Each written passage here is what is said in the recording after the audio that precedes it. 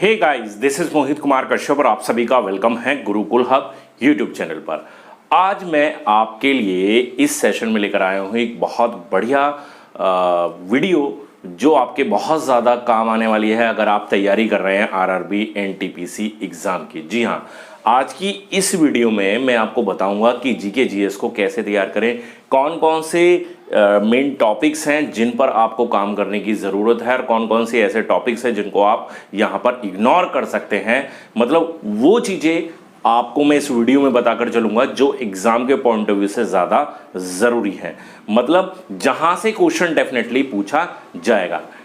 Trending topics कौन कौन से हैं वो सभी मैं इस वीडियो के अंदर बताकर चलूंगा।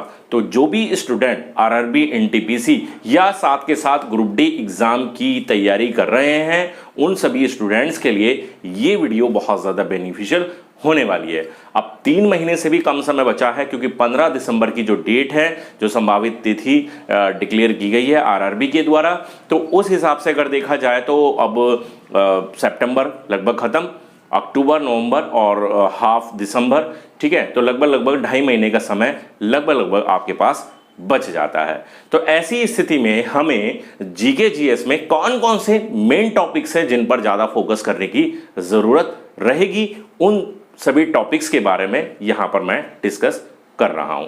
तो इस वीडियो को टिल एंड तक देखें, एक एक पॉइंट को क्लियरली समझ के चलें क्योंकि वीडियो आपके बहुत ज्यादा काम की होने वाली है। वीडियो को लास्ट तक देखेंगे, सारी चीजों को क्लियर समझ में आएगा आपको और उसको इंप्लीमेंट करेंगे तो डेफिनेटली आप जीके जीएस में अच्छा खासा स्कोर, मतलब ये मैं कह सकता हूं कि 90% प्लस तक का स्कोर आप अचीव कर पाएंगे। देखिए, आरआरबी एनटीपीसी का एग्जाम हो या ग्रुप डी एग्जाम हो या कोई भी कॉम्पिटिटिव एग्जाम हो, जीके जीएस हमेशा हर एग्जाम एक सिरदर्द बना रहता है। सिरदर्द इसलिए बना रहता है क्योंकि एक इतना बड़ा ब्रॉड एरिया है, इतना बड़ा सिलेबस है जीके जीएस का, तो उसको कंप्लीट कर पाना और ये पता लगा पाना कि कौन कौन से क्वेश्चन पूछे जा सकते हैं, किस एरिया से क्वेश्चन पूछे जा सकते हैं, वो थोड़ा सा मुश्किल होता है। इसलिए मैक्सिमम जो स्टूडेंट होते हैं वो जीके जीएस में अच्छा खासा स्कोर नहीं कर पाते। बट अगर हमें ये पता चल जाए कि ट्रेंडिंग टॉपिक क्या है, मतलब कौन कौन से टॉपिक ऐसे हैं जहां से क्वेश्चन पूछा जाता है, तो उससे हमें काफी हद तक उन टॉपिक्स को सेलेक्ट करने में हेल्प मिलती है जहां से क्वेश्चन पूछा जाएगा। तो चलिए मैं एक एक करके आपको यहां पर बताकर चलूंगा। तो सबसे पहले हम शुरुआत करते हैं यहां पर और हिस्ट्री से ही ले लेते हैं, ठीक है। तो हिस्ट्री में जो हमारा मेन टॉपिक रहेगा, ठीक है, हिस्ट्री में देखो पढ़ने को पूरा बहुत बड़ा हिस्ट्री है, ठीक है। एंशिएंट हिस्ट्री से स्टार्ट करते हैं, मिडिवल है, फिर मॉडर्न हिस्ट्री है, तो बहुत बड़ा एरिया है, क्लियर। तो यहां आपको हिस्ट्री में क्या पढ़ना है मैं केवल वो बता देता हूं, उसके अलावा आप सारी चीजें वहां पर इग्नोर कर सकते हैं। जैसे कि जितनी भी बैटल्स हुई हैं, ठीक है, जितनी भी बैटल्स हुई हैं इंडियन हिस्ट्री में, चाहे वो एंशिएंट है, चाहे मिडिवल है, चाहे वो मॉडर्न हिस्ट्री के अंतर्गत आती हैं, सारी बैटल्स को आप अच्छे से तैयार कर लीजिए। वो बैटल्स किन किन के बीच में लड़ी गई और कब लड़ी गई, ठीक है। तो ये बैटल्स आपको अच्छे, और उस बैटल्स का क्या परिणाम हुआ, क्योंकि कुछ बैटल्स ऐसी होती थी जो संधि पर जाकर खत्म हो जाती थी, कोई ना कोई संधि हो जाती थी, ठीक है। तो वो बैटल्स आप बैटल्स समझ रहे ना, हिंदी मीडियम वाले बच्चे, युद्ध, ठीक है। तो युद्ध किन किन के बीच में कौन कौन सा युद्ध लड़ा गया, ठीक है। इसके साथ साथ आपको यहां पर बैटल्स के साथ साथ आपको सरनेम जरूर से याद करना है। सरनेम यानी कि उपाधि,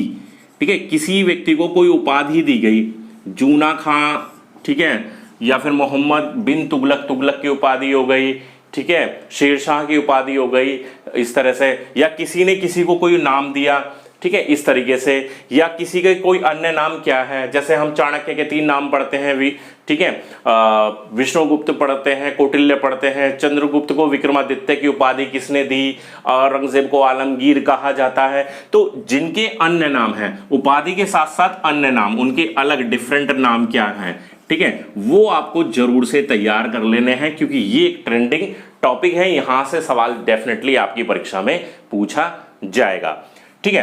अन्य नाम, सरनेम के साथ साथ कुछ नाम होते हैं, नाम के अर्थ आप जरूर से तैयार कर लें, नाम के अर्थ, ठीक है। फॉर एग्जाम्पल जैसे कि अगर हमसे पूछा जाए कोहिनूर हीरा, आप समझते हैं, मयूर सिंहासन कोहिनूर, ठीक है। तो कोहिनूर एक शब्द है, कोहिनूर हीरा है, कोहिनूर के नाम का अर्थ क्या है, ठीक है। तो कोहिनूर के नाम का अर्थ क्या है, तो ये आपको पता होना चाहिए। ठीक है, वैसे ही शाहजहां है, शाहजहां, ठीक है, उसके नाम का अर्थ क्या है, नूरजहां है, उसके नाम का अर्थ क्या है, जहांगीर है, औरंगजेब है, बाबर है। ठीक है, तो जितने भी नाम आते हैं उनके नाम का अर्थ क्या है ये आपको पता होना चाहिए। ठीक है, ये आप पढ़िए। साथ के साथ हिस्ट्री के अंदर आपको संस्थापक, कोई भी साम्राज्य है उस साम्राज्य की स्थापना किसने की, इसको आप जरूर से तैयार करके चलें। संस्थापक, ठीक है, किसके द्वारा किसकी स्थापना की गई। क्लियर। थोड़ा सा यहां पर मॉडर्न हिस्ट्री के लिए थोड़ा सा आपको ज्यादा तैयार करना पड़ेगा, क्योंकि मॉडर्न हिस्ट्री में आपको एक तो सारे जो गवर्नर वायसराय जिन्होंने कुछ भी काम किया, मान लीजिए डाक प्रणाली की शुरुआत की है ना, या फिर हम कहें कि सती प्रथा का अंत किसने किया, उसमें अहम भूमिका किसकी रही, पहली ट्रेन किसके द्वारा चलवाई गई। ठीक है, तो और शिक्षा के ऊपर किसने ज़्यादा जोर दिया, महिला शिक्षा पर किसने जोर दिया। तो इस तरह से आपको वहाँ पर वायसराय और गवर्नर को साथ में पढ़ना पड़ेगा। साथ ही इंडियन नेशनल कांग्रेस की जितने भी अधिवेशन हैं, अधिवेशन, ठीक है, अधिवेशन है वो आपको पढ़ना पड़ेगा। हालांकि अधिवेशन 57 के अप्रोक्स हैं, बट आपको 15 to 16 अधिवेशन ऐसे हैं जो ज़्यादा कॉमन है, पूछे जाते हैं, तो केवल आपको उन पर ज़्यादा फोकस करना है। ठीक है, वो मैं अपनी आने वाली वीडियोज़ में बता दूंगा कि कौन से 15-16 वो अधिवेशन है जहाँ से सवाल पूछा जाता है। सारे आपको पढ़ने की ज़रूरत नहीं पड़ेगी। हिस्ट्री में आप इतना पढ़ लेंगे सब कंप्लीट हो जाएगा, और इसको पढ़ने में बहुत ज़्यादा समय तो लगना नहीं है, है ना। एक एक दिन के ये सारे टॉपिक हैं, मैं कहता हूँ 4 से 5 दिन के अंदर पूरी की पूरी हिस्ट्री आप रिवाइज कर दोगे जितनी मैंने यहां पर बताई है। ठीक है, इसके अलावा फिर हम चलते हैं ज्योग्राफी पर। ठीक है, ज्योग्राफी इसको नोट कर लेना, नोट कर रहे हैं ना आप लोग, नोट करते रहना, नहीं तो वीडियो फिर दोबारा देखकर नोट कर लेना, कोई बात नहीं। जिन्होंने नहीं किया है नोट जरूर कर लेना, क्योंकि ये बहुत ज्यादा जरूरी है। इतने होशियार, इतने अक्लमंद, इतने इंटेलिजेंट आप नहीं हो कि एक बार आपने देख लिया तो आपकी समझ में आ जाएगा, तो नोट करके जरूर से रखें। ज्योग्राफी में क्या करना है, ज्योग्राफी पे ध्यान देंगे। ज्योग्राफी में हमारे रिवर से रिलेटेड क्वेश्चन होते हैं, रिवर्स हैं, डैम्स हैं, उनके ऊपर बांध जो बनाए गए हैं, ठीक है, उनसे रिलेटेड जितनी भी परियोजना है, ठीक है, परियोजना है, कोई भी शहर किसी भी नदी के किनारे बसा हुआ है, वहां से सवाल जरूर पूछा जाता है। रिवर से ये पूछा जाएगा कहाँ से ओरिजिनेट होती है, कहाँ जाकर मिल जाती है, कौन सी उसकी सहायक नदी है, तो ये सवाल जरूर पूछा जाता है ना। इस सवाल को बिल्कुल आप इग्नोर ना करें। लेक से रिलेटेड क्वेश्चन जरूर से पढ़ें, चाहे वो इंडिया के परिदृश्य पर पढ़ रहे हैं, इंडिया के ज्योग्राफी में पढ़ रहे हैं, या वर्ल्ड ज्योग्राफी में पढ़ रहे हैं, तो लेक्स को आप जरूर से पढ़ें। साथ ही क्रॉप्स हैं, ठीक है, क्रॉप्स जब भी पढ़ें तो आप मान लीजिए गेहूं का उत्पादन भारत के कौन से राज्य में ये पढ़ रहे हैं, तो ये भी देख लो कि भारत का गेहूं के उत्पादन में विश्व में कौन सा स्थान है, और कौन सा स्थान भारत का है, और फर्स्ट पर कौन है, ये भी आप ध्यान रखें। तो कुछ प्रमुख फसलें हैं जो विश्व लेवल पर भी पूछ ली जाती हैं। ट्राइब्स जरूर से पढ़ें, ट्राइब्स जो जनजातियां हैं, ठीक है, जनजातियों से सवाल जरूर पूछा जाता है, इसको बिल्कुल भी इग्नोर ना करें। ठीक है, साथ ही यहां पर हम पढ़ेंगे नेशनल पार्क से रिलेटेड क्वेश्चन, नेशनल पार्क को बिल्कुल भी अवॉइड ना करें। नेशनल पार्क के साथ साथ आप वाइल्ड लाइफ सेंचुरी, ठीक है, साथ ही बर्ड सेंचुरी, ये सब भी आप तैयार करके चले। यहां से सवाल डेफिनेटली आपके एग्जाम में 1 या 2 क्वेश्चन जरूर पूछे जाते हैं। ठीक है, ज्योग्राफी में अगर मैं बात करूं, सिटीज के सरनेम को बिल्कुल भी इग्नोर ना करें। पिंक सिटी किसे कहा जाता है, सिटीज सरनेम। दक्षिण का कश्मीर किसे कहा जाता है, ठीक है, दक्षिण गंगा, बूढ़ी गंगा, वृद्ध गंगा के नाम से किसे जाना जाता है, जुड़वा बहनें कौन सी नदियां हैं। तो इस तरह के जो सरनेम वाले सवाल हैं, मतलब सरनेम या फिर उसका दूसरा नाम, ठीक है, संबोधन जो किया जाता है इस तरीके से, तो वो आपको जरूर से तैयार करने हैं ज्योग्राफी के अंदर। ये बहुत ज्यादा जरूरी है, जितने भी टॉपिक्स मैंने बताए। इसके अलावा आप सब कुछ इग्नोर भी कर देंगे तो भी आपके वो क्वेश्चन जरूर आ गए जो पेपर में पूछे जाने हैं। ठीक है, हम वो चीज करने वाले हैं जो पेपर में पूछा जाएगा। हम कोई अपनी नॉलेज को उस लेवल पर नहीं ले जा, हमें कोई कहीं अपनी नॉलेज में कोई पीएचडी नहीं करनी है। यहाँ पर हमें NTPC group D exam crack करना है। ठीक है, तो आपका मेन मोटिव होना चाहिए कि वो चीज तैयार कर लें जो आपके परीक्षा में आनी है, जो टीसीएस आपके पेपर में देने वाला है, आरआरबी के द्वारा जो पेपर होगा उसमें जो चीजें आने वाली है। अब स्टैटिक में आ जाते हैं। स्टैटिक में आपको क्या पढ़ना है, स्टैटिक में पढ़ लेना है आपको यूएनओ, ठीक है, यूएनओ बहुत ज्यादा इंपॉर्टेंट है, यूनाइटेड नेशन ऑर्गेनाइजेशन, ठीक है। बुक्स से रिलेटेड सवाल यहां पर जरूर पूछा जाएगा, बुक्स को जरूर इंक्लूड करें। सीईओ, ठीक है, बुक्स जब पढ़ रहे हैं, राइटर और बुक्स दोनों, कि किस राइटर ने कौन सी बुक लिखी, ठीक है। CEO, chief executive officer, brand ambassador, ये आप जरूर से पढ़ें। यहां से सवाल लगातार पूछे गए हैं प्रीवियस परीक्षाओं में, है ना, पिछले वर्ष की परीक्षाओं में, ठीक है। ब्रांड एम्बेसडर आपने पढ़ा, नेशनल ऑर्गेनाइजेशन, नेशनल जितनी भी ऑर्गेनाइजेशन है, ठीक है, जैसे भारतीय कपास अनुसंधान संस्थान कहाँ है, राष्ट्रीय गेहूं अनुसंधान संस्थान कहाँ है, भारतीय आलू अनुसंधान संस्थान कहाँ पर है, इस तरह की national organisation. World organisation differ, UNO से डिफर, यूएनओ से अलग, जो यूएनओ से अटैच है वो अलग हो गई, वो यूएनओ में पढ़ोगे। वर्ल्ड ऑर्गेनाइजेशन जैसे कौन, फेसबुक, गूगल, ठीक है, इनका ट्विटर, इनका मुख्यालय कहां पर है, कब स्थापना हुई, इसके सीईओ कौन है, इसके प्रेसिडेंट कौन है, इस तरह से जो सवाल पूछे जाते हैं, ठीक है। और आगे पढ़ते हैं स्टेट सीएम और गवर्नर। अब यहां पर थोड़े से बच्चे थोड़े से कहेंगे सर बहुत सारे स्टेट है, बहुत सारे गवर्नर है, किसको ज्यादा प्रमुखता से याद करें, तो देखो सारे ही याद करने हैं हालांकि आपको, लेकिन यहां पर आप थोड़ा सा इसको इस तरह से ले सकते हैं कि जहां पर बीजेपी की सरकार है उनको तो जरूर से जरूर तैयार कर ले, वहां से तो सवाल 100% पूछा जाएगा, ठीक है। तो जो बीजेपी की सरकार वाले स्टेट हैं जहां पर सीएम गवर्नर है, वहां पर ये चीज थोड़ा सा ध्यान रखें, बाकी सारे कर लेंगे तो ज्यादा बेस्ट आपके लिए रहने वाला है। इसके अलावा कंट्रीज,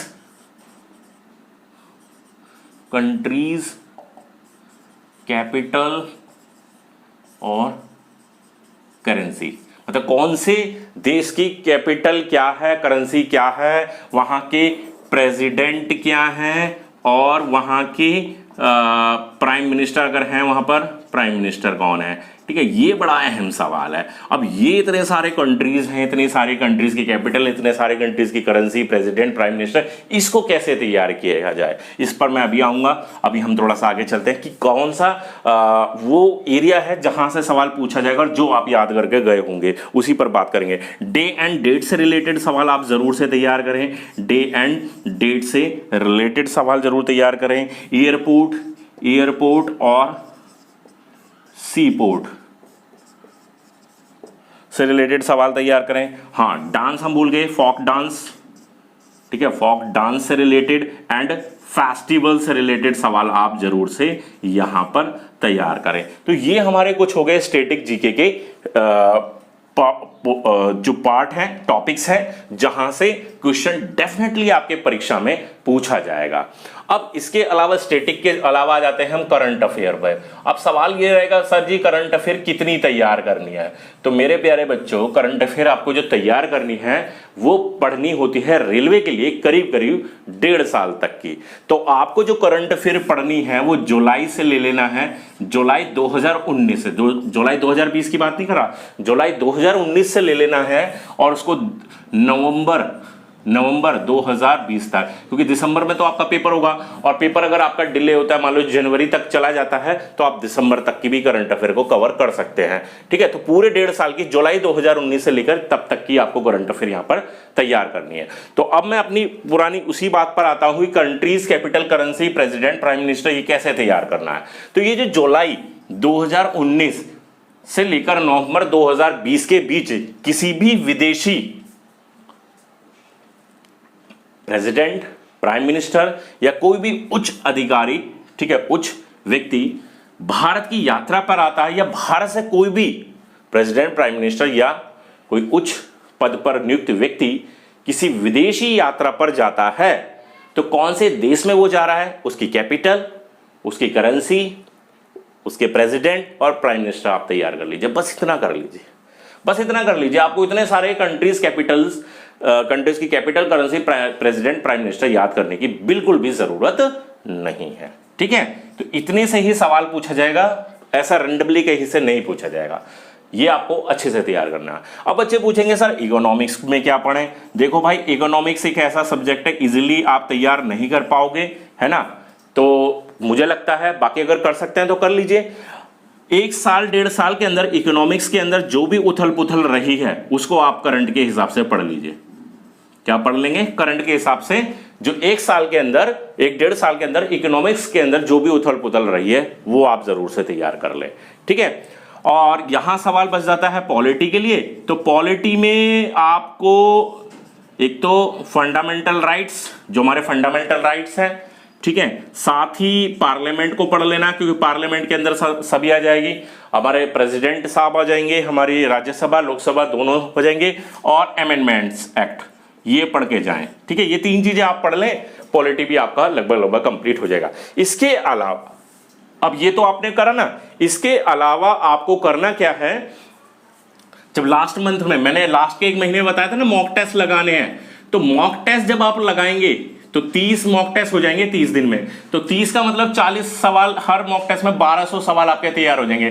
तो वहां से आपको काफी हद तक हिंट मिल जाएगा कि हमें किस एरिया पर पकड़ बनानी है। अगर इकोनॉमिक्स में सवाल आया है तो किस तरह का सवाल आया इन 1200 सवालों में, अगर पॉलिटी का सवाल आया है तो 1200 सवालों में किस तरह का सवाल आया है। तो वहां से भी आपको काफी हद तक हिंट मिलेगा, उससे इंटररिलेट करते हुए आप तैयारी करके चले। तो मॉक टेस्ट जो लास्ट के मैंने एक महीने में बताया था आपको लास्ट वीडियो में, ठीक है, कि 30 दिन में आपको 30 मॉक टेस्ट पर डे, एक मॉक टेस्ट कम से कम लगाना है। तो इस हिसाब से आप उसको इंटररिलेट करके चले। तो ये हमारा जीके का जनरल अवेयरनेस का पोर्शन हो जाता है, जो आपको तैयार करके चलना है अपने आरआरबी एनटीपीसी एग्जाम के लिए और साथ ही ग्रुप डी एग्जाम के लिए। तो आई होप कि आपको इस वीडियो में बताई गई सारी बातें समझ में आ गई होंगी, ठीक है। ये लिमिटेड चीजें हैं, मैंने बहुत सारा आपको नहीं बताया है, ठीक है, बहुत सारा नहीं बताया, एक लिमिटेड एरिया बताया है, ठीक है। पढ़ने को हिस्ट्री बहुत बड़ा है, पढ़ने को ज्योग्राफी बहुत बड़े एरिया में है, पॉलिटी आपको पढ़ना पड़ेगा, ठीक है। अगर पूरी सारी चीजें तैयार की जाए तो एक साल में तो वैसे भी तैयार नहीं होती, 4-4 5-5 घंटे तैयार करते वजह, क्योंकि हमें पता ही नहीं है कि कहां से सवाल पूछा जाएगा। तो पता लगाने का अब तरीका क्या है, जो मैंने बताया है, केवल इस एरिया पे कर लीजिए। मैं गारंटी से कहता हूं कि आप 40 आउट ऑफ 35 तक का स्कोर कर जाएंगे। हाँ, यहां पर मैंने अभी साइंस को इंक्लूड नहीं किया है ना, अभी साइंस के यहां पर सवाल ज्यादा रहेंगे, ठीक है। ये जो वेटेज जो रहेगी साइंस की लगभग 50% की रहेगी, कि 40 में से 20 तो आपका जीके जीएस आना है और करीब 20 के आसपास ही आपका साइंस आना है। तो साइंस में भी आपको जो ज्यादा पकड़ बनानी है, साइंस में जो ज्यादा पकड़ बनानी है वो आपको बायोलॉजी पर बनानी है, ठीक है, बायोलॉजी पर बनानी है, क्योंकि बायोलॉजी से सबसे ज्यादा सवाल पूछे जाएंगे। अगर साइंस से 20 सवाल पूछे जाएंगे तो आप सीधे तौर पर बोल सकते हैं कि 10 से 12 सवाल आपके बायोलॉजी से पूछे जाएंगे, ठीक है। अब साइंस में कौन कौन से टॉपिक मेन टॉपिक हैं वो आपको मैं आने वाली नेक्स्ट वीडियो में बताकर चलूंगा, ठीक है, वरना ये वीडियो बहुत ज्यादा लंबी ऑलरेडी हो चुकी है, ठीक है। तो अगली वीडियो का इंतजार आप जरूर से कीजिए, और ये वीडियो आपको पसंद आ गई है तो इसको जल्दी से लाइक कर दीजिए, शेयर कर दीजिए दोस्तों के साथ, ताकि वो भी इस वीडियो को देखकर, इस वीडियो को समझकर अपनी प्रिपरेशन को बेहतर बना सके। मिलते हैं नेक्स्ट वीडियो में, तब तक के लिए गुड बाय, थैंक यू।